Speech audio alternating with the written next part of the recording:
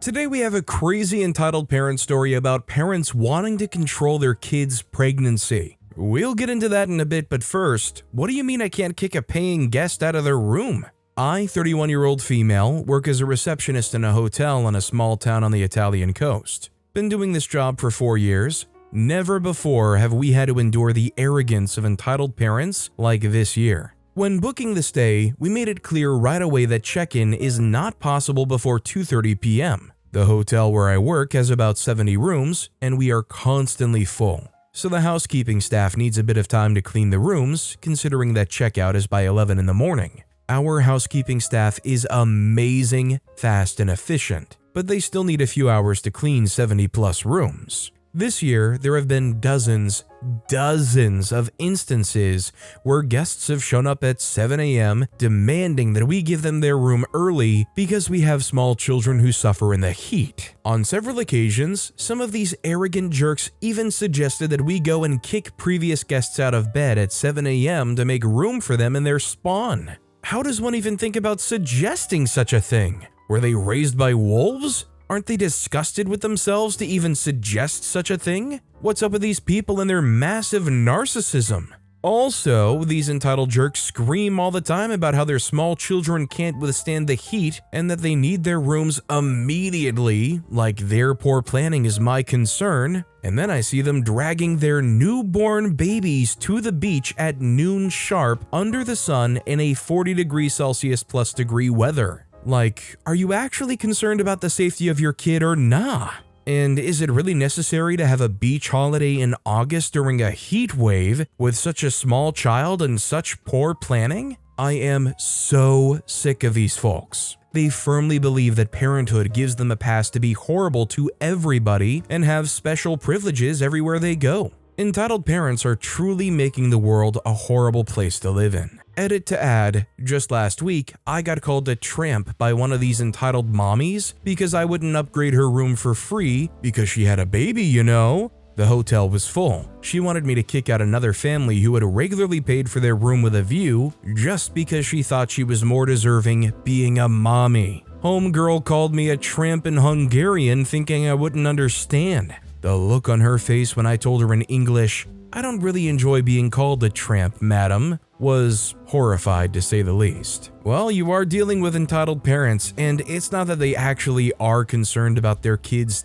well-being and the temperature and whatnot. Reality is, these parents, as long as their kids are still breathing, they probably can't care less. It's just they'll say whatever they can to try to garner some kind of sympathy and feed that entitlement and give them exactly what they want. Please, oh please, this is the worst day of our lives. My kid is suffering from heat stroke, and the only thing that can solve it is a nice, cushy, cold hotel room, preferably one double the size of what I actually paid for. Meg C18 commented, "We once checked in at a hotel at 2 p.m. and it wasn't ready, but we were allowed to put our luggage in the room before going off on an afternoon trip. Yosemite, it was a pigsty. The previous guests had left the place in a terrible condition, with food trodden into the carpet and rubbish all over. I was dubious, but didn't complain, as I knew the cleaner was due. When we came back that evening, the room was spotless and immaculate. I was so impressed I left a big tip on the pillow when I left. Those cleaners deserved it. I can't imagine leaving anywhere in that sort of a mess, but I was brought up with respect." OP responded saying, "Thank you. Unfortunately, many guests really trash the bedrooms. Housekeepers deserve all the love. They work so hard and they have such a physically demanding job. I wish more people would be more considerate and make things easier for them. Unfortunately, many of these entitled parents don't give a freak and leave their spawn to graze all over the room with icky hands. They leave behind dirty diapers and bedding. Gross." I definitely think it speaks heavily to who those people are. I mean, anytime I'm going out somewhere or I stay at a hotel room, I'm always trying to minimize what imprint I leave behind. Like, I don't want to even leave like a soap or a toothpaste stain in the sink. Like, the worst I'm going to do is there's probably going to be something in the trash can and the pillows and the bed sheets are going to be as they were when I woke up. Like, I couldn't imagine leaving a used diaper just sitting out. Also, hi, I'm Steven, and if you guys enjoy crazy stories of entitled parents, why not hit those like and subscribe buttons down below? That said, our next story is, Handicap people don't deserve a table to eat at in public. What would you have done in this scenario? I'm annoyed. I was shopping at Costco and my blood sugar unexpectedly went low. I'm a type 1 diabetic. I stopped in the Costco eating area for pizza and a smoothie. I'm parked at one of the indoor picnic tables sitting in my wheelchair, but I was clearly using the picnic table. I didn't want to eat messy food over my lap. Space for eating inside of the store is limited and Costco is packed due to it being summer here. Before I know it, a family of 3 comes and sits at my little picnic table. The wife scoffs at me, saying I already had a place to sit, and proceeded to nod at my tiny manual wheelchair. She told me I don't need the table and that I should get up and leave so that her and her family would have a place to sit. Apparently, I'm supposed to eat in my wheelchair with no table surface and super messy food? I'm not kidding, Costco has some of the messiest pizza you can eat. Pizza grease gets everywhere when you eat it. The woman stood there staring at me like she fully expected me to grab my wheels and roll away. But I had no desire to leave the table that I had found first. And on top of that, I really didn't particularly want to sit next to her screaming toddler. It was just a weird experience. I wouldn't have minded sharing my table if they'd asked me nicely. It would have been awkward and uncomfortable as heck. Who wants to sit with a bunch of uninvited strangers? I then had a brilliant idea. One thing that I buy as a female in bulk at Costco is feminine hygiene products. So I just smiled at this woman who fully expected me to move. I lifted my gigantic box of feminine hygiene products out of my shopping cart and plopped them up on my half of the table. They took up a good half of the picnic table because it was a big, bulky box of them, but they were very clearly marked. There was no mistaking what that box was full of. I smiled at the woman and I told her she could absolutely sit at my table with me. Her little girl read the box label and asked her mom what pads are for. Well, let's just say that was the end of that entitled woman. The woman gasped in horror and quickly ushered her little girl away from me. The girl was far too young to know what pads were used for yet. Clearly, they couldn't sit next to a devil like me. I got to enjoy my unanticipated low blood sugar in peace. Normally, low blood sugar makes me feel like absolute crap. But this time, I felt quite pleased. Nobody should have to eat in their wheelchair. Handicapped people have a right to use the table too. I like what OP did, certainly, preying on people's insecurities about addressing the fact that feminine hygiene products exist and are a very real necessity. What would have been actually hilarious is if the mom actually just told the girl what it was about. Like if they swung their metaphorical tennis racket and served the ball right back at OP, not even giving a care. We're gonna keep using this table and I'm gonna teach my kids something today. Me Folly commented, if she believes having a place to sit means that you do not need a table, tell her she can have the chair you aren't using and then she won't need the table. Our next story is, I believe my parents want to control my pregnancy. My 22-year-old female, parents, 55-year-old female and 62-year-old male, have always been controlling, toxic parents. The man I'd had the baby with, 25-year-old male, isn't the most ideal person I thought I'd create a life with. I'll be fully transparent there. He's not as compassionate as he could be, although he does try. I was living with him for about 6 months and moved up to my home state quite recently because him and I were having some issues, particularly regarding communication and feeling connected. Both of us feeling stressed out about the situation, but that's to be expected, as neither of us have navigated this before. Since moving up here, my father has taken possession of my car, deeming it unsafe. In a way, it sort of is. The coolant is black, and I've had an exhaust leak for almost the entire duration of my boyfriend and I's relationship, 10 months. That angers me because it's not in his name, and he said he'd help me with getting a new car and then went back on it. Parents aren't together, so I don't really have to deal with him other than not having the car, and he wants to pay it off and get rid of it, but would need me there because I'm on the loan. My mother will buy large purchases for my child without my permission, and when I tell her I have a problem with that, she calls me an ungrateful bench. I'm talking like a pack and play, a bassinet. The pack and play I'm personally not comfortable with because to me, it doesn't feel sturdy enough for an infant to sleep in.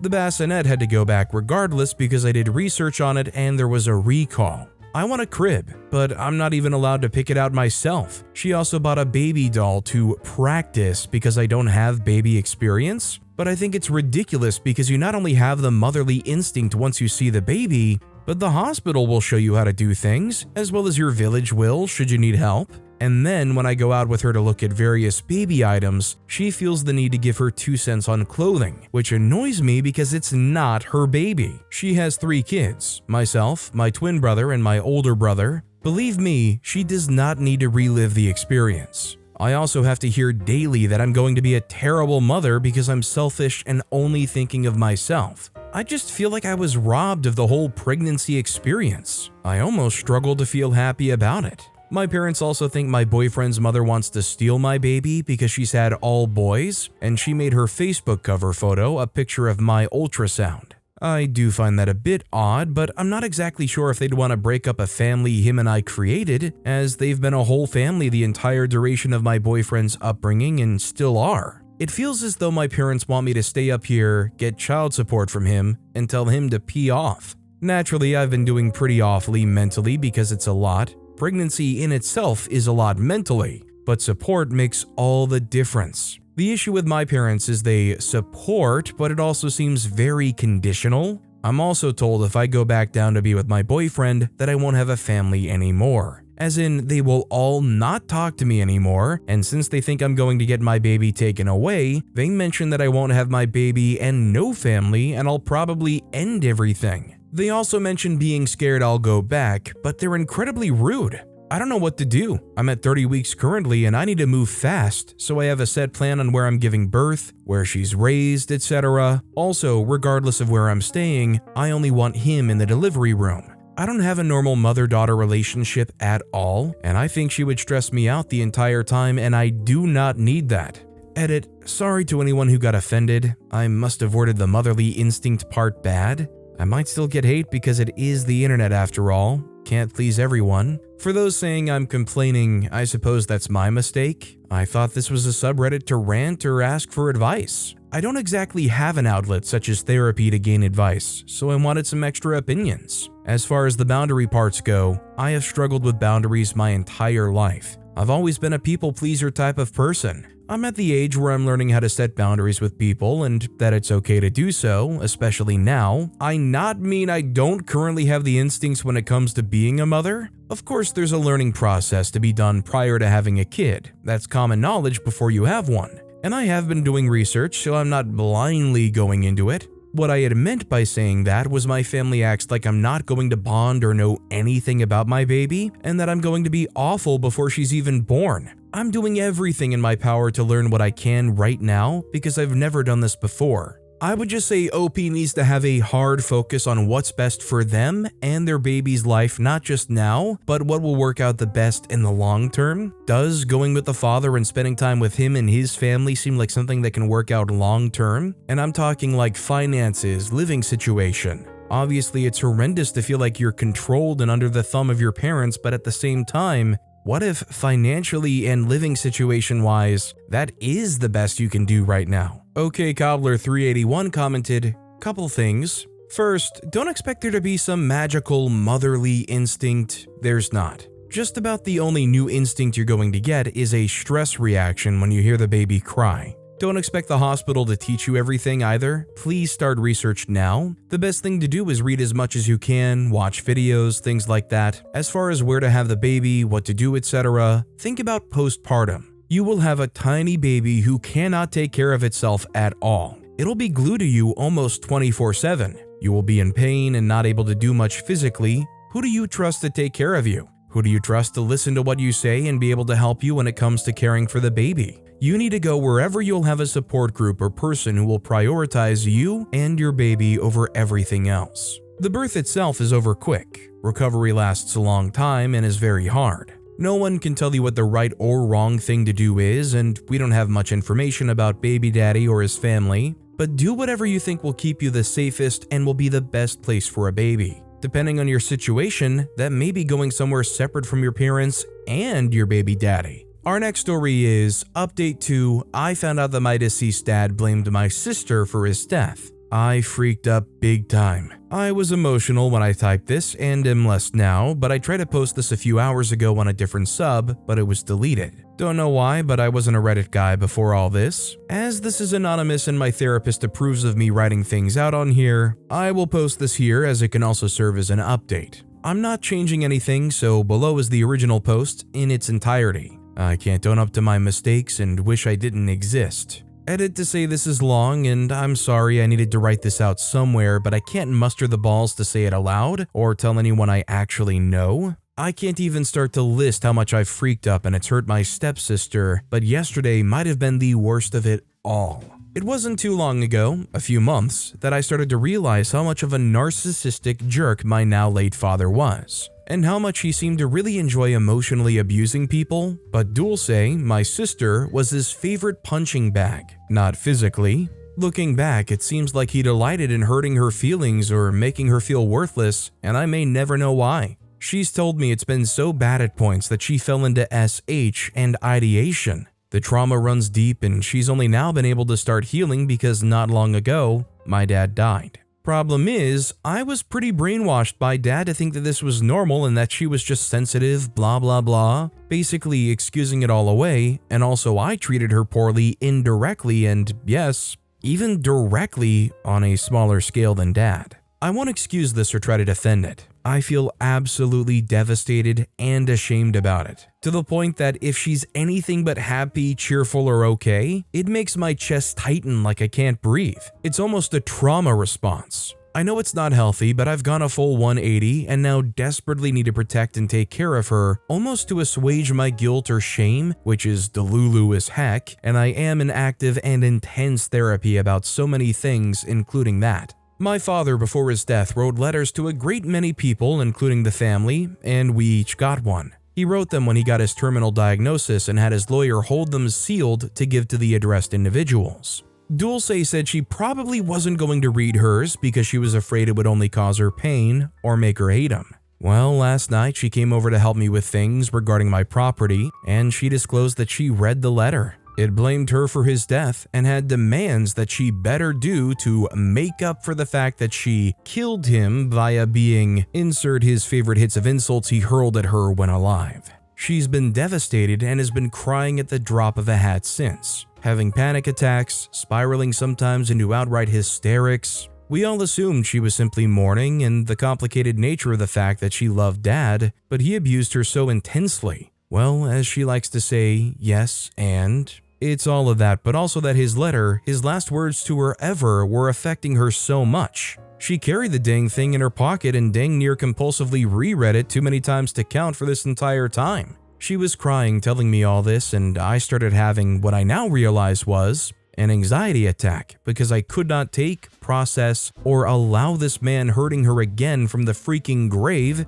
and I did arguably the worst thing I have ever done to her. She stayed over, so I went into overdrive to lift her spirits and fix this. I took her to a movie eatery to see Deadpool and Wolverine in 3D, then took her to her favorite ice cream shop, then dropped her at the nail salon for a bit to get a mani-pedi, my treat, to give her space after she commented, "You're doing that hovering thing again." And when she was done with that, I took her to my house and cooked her one of her favorite dishes she mentioned loving since childhood. So far so okay, right? Well, she was pretty exhausted and drunk by the time I'd worn out of options of things to do to make her smile, and it was late, so she stayed over. I couldn't sleep. I was too wound up. Around 2 a.m., I peeked in to check on her and she was out like a light, and I noticed that god dang letter. The whole reason in my mind that she was suffering was right there on the nightstand. In a post about this stupid letter, it was suggested I encourage her to burn it or make it a sibling thing where we do it together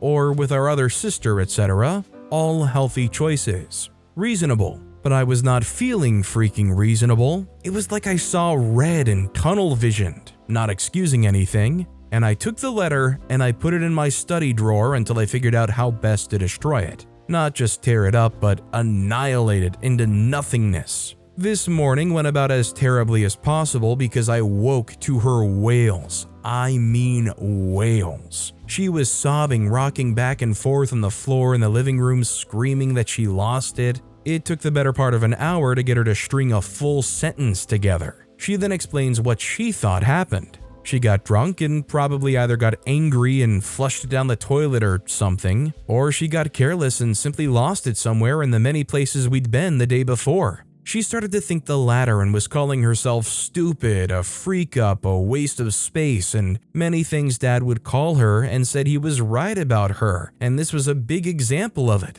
I had never seen her so hysterical and incoherent ever. It was the worst possible reaction, and the complete opposite of what I thought my actions would cause. I watched her search as she kept insulting herself and crying and breaking down and searching again. And I just couldn't man up and tell her the truth. I was scared to death that after everything she would just plain hate my guts, rightfully so, and cut me out of her life for good. We just lost Dad, and it was killing to think I would lose her too, especially after we really started to reconcile and become close. She's the best person I know and has forgiven me for unforgivable crap and loved me despite the fact that I am a raging jerk, and so I lied to her face out of fear and pretended to look for this dang thing and found it in my study. She chalked this all up to she drunkenly put it in there before she got tired and went to bed, and I went along with it. She calmed down a little but immediately sat down to reread it. After breakfast, she went to run errands and go to work, and I'm at home feeling like absolute crap. I don't even know what to start unpacking about this whole situation. I don't know what the freak to even do. I do have a therapy session this evening, and I'm counting down to it because I am far too frazzled, emotional, and just hating myself to even function. I have never hated myself more, but I feel like I deep down know that I will never have the courage to ever tell her the truth. So here I am, just trying to get it off my chest. I am such a colossal piece of crap. Edit, current and not a part of the OG post. I really appreciate the supportive comments and messages. I sadly suspect all but 2 are from people who haven't read my old posts and don't know all the harm I caused her. I doubt most would view me so innocent if they had. I'm not a good person. I've been told that plenty of times and agree. I have a lot to make up for. And then I pull this stunt. I'm not trying to have a pity party here. I'm just being logical. At least I think I am. She deserves far better. Edit 2. Good morning. I had a bit of time to breathe and calm down a bit. I wish to apologize for losing my head. When I wrote the post, I was so emotionally charged by everything, I fell back into stubbornness, which I'm very sorry to all that affected. I didn't get much sleep, but I did actually end up going to the movies anyway, and earlier this morning I got some food in me and some fresh tea. I'm a bit calmer now. I decided to take some of the advice I got both here and by my therapist and suggested Dulce that we have a joint session with our other sister. I didn't touch on it much here, but baby sister really loved Dad and he was very good to her, so there's tension between the 3 of us about our attitudes towards our loss, if one would call it that, of him. If Dulce declines, then I will out and sit her down and come clean, but if she agrees, I really hope she does, since we have the same 2 therapists, I hope to schedule a session in person soon, and I'll tell her there with the guidance of one of the counselors. I heard the suggestion of showing her the post, but I hesitate only because I sort of made this profile my diary of sorts. I really appreciate you and my close friends talking me down. I spiraled for a moment. Not fun. But your kind words and calling a friend helped me level out enough to begin to calm. I really want to thank you all. I almost feel kind of uncomfortable trying to speculate or add any kind of commentary to this story. It's such a complicated thing that honestly, I hope that everybody can have that therapy session. Either way, I do think it would be best if everything is out there and just known. Deanna Inwall commented, "My opinion for what it's worth? Nothing will be gained by confessing that you hid the letter and may cause further grief. You're not a terrible person. You hid the letter because you wanted to spare your sister further pain. Watching her suffer by reading this horrible letter over and over must have been difficult for you to watch. His power over her is great. Even from the grave, he's reached out to hurt her over and over when all she ever wanted was his love. Convincing her that she was in no way responsible for his death will be difficult. I like the suggestion of burning the letter. Is your family religious at all? If yes, would you be comfortable going to the head of the church you attend and seeking counsel there? Or would that possibly make a bad situation worse? If not religious, perhaps it would help to compose a ritual around the burning of the letter. Not sure what kind of words you would use, but speaking your intention out loud will help. I once found an unpleasant note left in my car at my work once, left my windows cracked on a hot day, and burned it right then and there. I put it down, cast a circle around it to contain the evil, drew a circle in the dirt and called upon the element of earth, applied flame with my lighter and called upon the element of fire to cleanse the evil, called upon the element of air to disperse the evil into the aether, and poured water over the spent ashes as I called upon the element of water to cleanse the evil and complete the ritual. But most of all, forgive yourself, please. May you both find peace. OP responded saying, "Thank you. We're not overly religious, but Dad was Baptist. Both moms are more spiritual, as is Dulce. My sister doesn't go to church. And as for myself, I don't know. I used to be Baptist like Dad, but honestly the past few months I've not been to church. I avoided it when he was alive for that time, and after his death, I frankly didn't want to have anything to do with anything he did or cherished other than our family." Our next story is, am I tripping? Is this normal? For context, everything here are real thoughts, 24-year-old male, immigrants, Christian household. So for starters, I'm the only child in the family. I have a business of my own, we'll get to this. Unmarried, I work all the time. Pretty successful business. So for some time, I've been noticing I'm emotionally unavailable. More like, I refuse to talk about how I feel, don't want to express anything out loud, etc. I'm not stupid or scared, I simply don't care enough about many things at this point. I rather walk away than actually speak up. It's that draining. 2 to 3 years ago, I was the very loud and outspoken one. If I thought something, everyone would know. Not anymore. I've noticed that I refuse to come home. I live with both my parents. I rather do anything else but be at home. Even times I come home semi-early, it's always an argument. It's always something we need to discuss, something we need to share away, it's something rude or disrespectful I've said. It's literally always something, especially from my mother's side.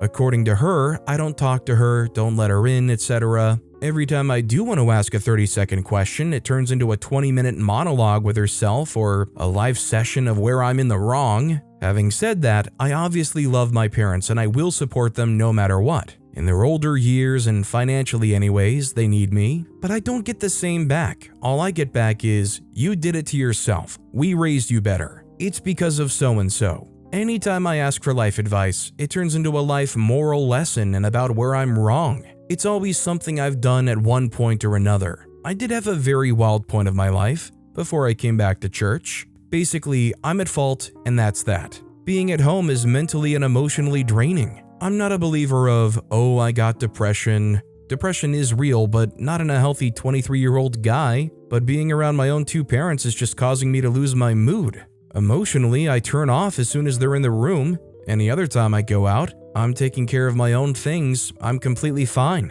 Friends have even noticed this in me too. I work full-time with one of my parents. We working together. We do business together. We live together. That also is draining. There's no difference to him if it's 11 p.m. or Sunday or I'm at home or I'm out. Work and life balance is non-existent. But we do work in a very demanding industry. I know I understand, don't do business with friends nor family. I have 12 people on the team. I don't have a problem with no one, but always something to figure out with my parents. Something I've done wrong or did do, didn't do, etc. His English is very bad. I do a lot of the language required work, accounting, safety, legal, insurance, negotiations, hiring, firing, payroll, taxes, all paperwork, meetings, etc. He, of course, does his fair share of work that doesn't require English as much. Moving out of the house, it doesn't make any sense financially speaking. I work 12 to 18 hours a day anyways. I don't care where I sleep. Even if it's on your couch in the basement, I'll be fine. So moving out is pointless for someone like me.